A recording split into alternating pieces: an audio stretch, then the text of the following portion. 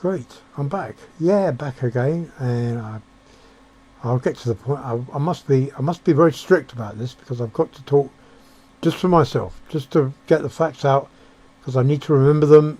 This is why I'm making the video, to remember everything I'm saying. Right. So basically, the body is really sacred. The body is sacred, and the movements of the body are sacred too, as long as they don't affect anyone else. Our body is always sacred, and the movements, because they come from the person called us, they come from right deep inside us. If we actually knew it, if we actually believed that everything about us was that sacred body, it was that part of that sacred body, the movements of the body as well are sacred. So say you picked up a dish and you dropped it on the floor. You might instantly think, oh no, damn it, what have I done, you know. But there's another way you can see that. You can see that as being a mistake, and that the body was not to blame. It was the opposite of success, and compared with your concept of defeat. So you were trying to move the plate, but you instead dropped it. So it wasn't a successful movement in terms of what you saw. But in terms of what the body saw, it was successful, because the body's movement is always sacred. And that's the way we should look at the body's movement. The way we should see that even though we may worry about what we do, or we may think we made a mistake, it's still sacred. The body's movements are always sacred. So that's one thing I've got to say, and the other thing I've got to say is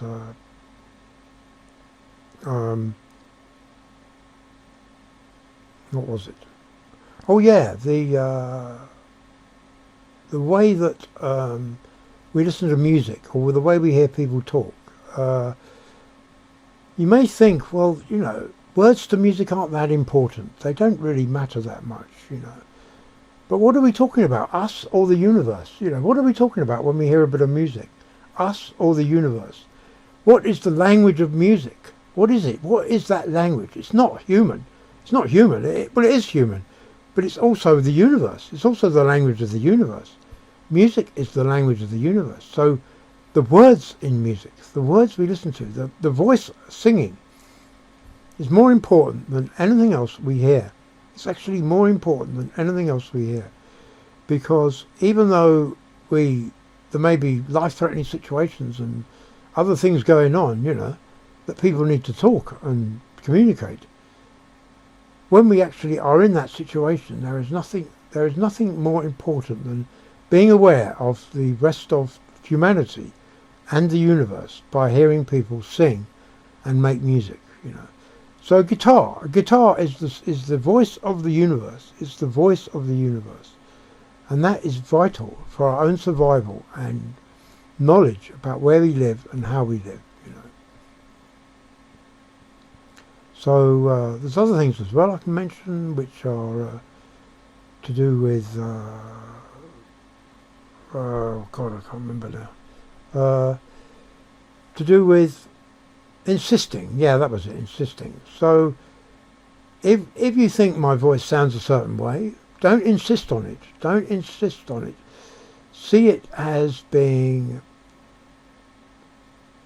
something completely way out or alien, you know.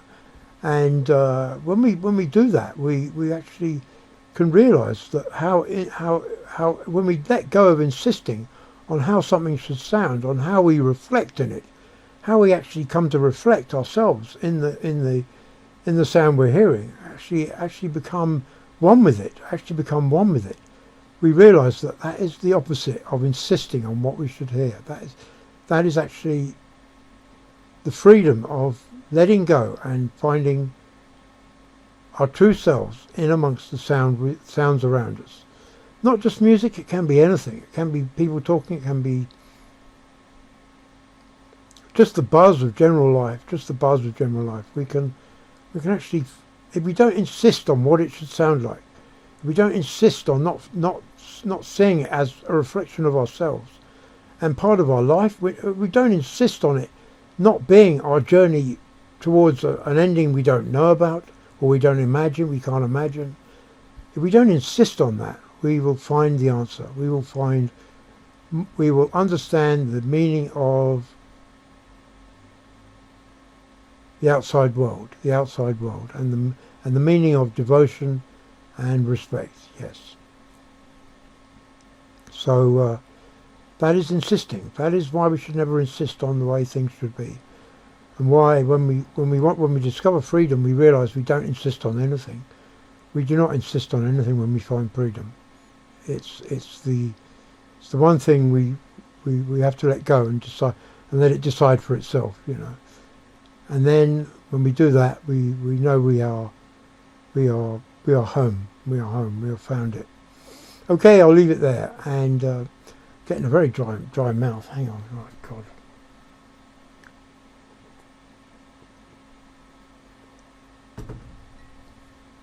That's better. Okay, I'll leave it there. And I wish you a good Sunday. It's now 19:48, or 48 minutes past 7 on Sunday the 20th of April. Right, catch you later. Have a good one. Right, bye.